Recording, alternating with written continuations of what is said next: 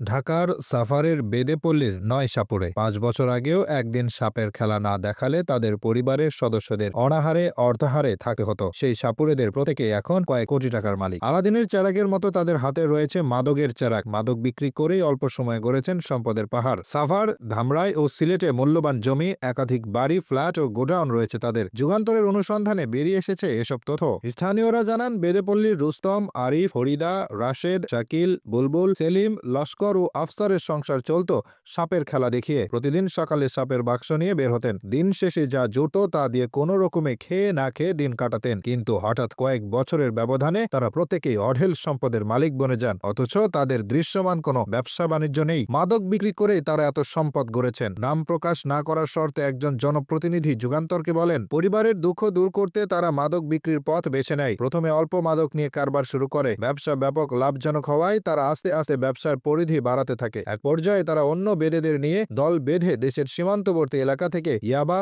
গাঁজা, heroin, cocaine, crystal meth ও আইস নামের ভয়ঙ্কর মাদক এনে বেদেপল্লীতে পাইকারি দরে বিক্রি শুরু করে, যার ফলে তারা অল্প সময়ে কোটি টাকা আয় করে। অনুসন্ধানে জানা যায়, রুস্তম মিয়া সাভারের বেদেপল্লীর মৃত মকবুল মিয়ার ছেলে। মাদকের কারবার করে তিনি কয়েক বছরে 8.5 কোটি টাকার সম্পদ ক্রয় করেছেন। সাভার পৌর এলাকার অমরপুর মৌজায় 228, 229 ও 230 নম্বর দাগে 30% জমি ক্রয় করেন। সেখানে 35টি কক্ষ নির্মাণ করে ভাড়া দিয়েছেন, যার আনুমানিক মূল্য 2,60,00,000 টাকা। একই মৌজায় 18% জমি ক্রয় করে মার্কেট নির্মাণ করেছেন। মার্কেটে অন্তত 8 থেকে 10টি দোকান রয়েছে, যার আনুমানিক মূল্য 2.25 কোটি টাকা। এছাড়া অমরপুর মৌজায় RS 45, 46 ও 59 দাগে 24% জমি ক্রয় করেন, যার মূল্য প্রায় 1,20,00,000 টাকা। সিন্দুরিয়া মৌজায় RS 531 নম্বর দাগে 32% জমি ক্রয় করেন, যার মূল্য প্রায় কোটি টাকা। ধামরাই বড় কুশিরিয়া মৌজায় কাজিয়ার কুন্ডু মহল্লায় RS 823 ও 828 নম্বর দাগে 60% জমি ক্রয় করে, যার মূল্য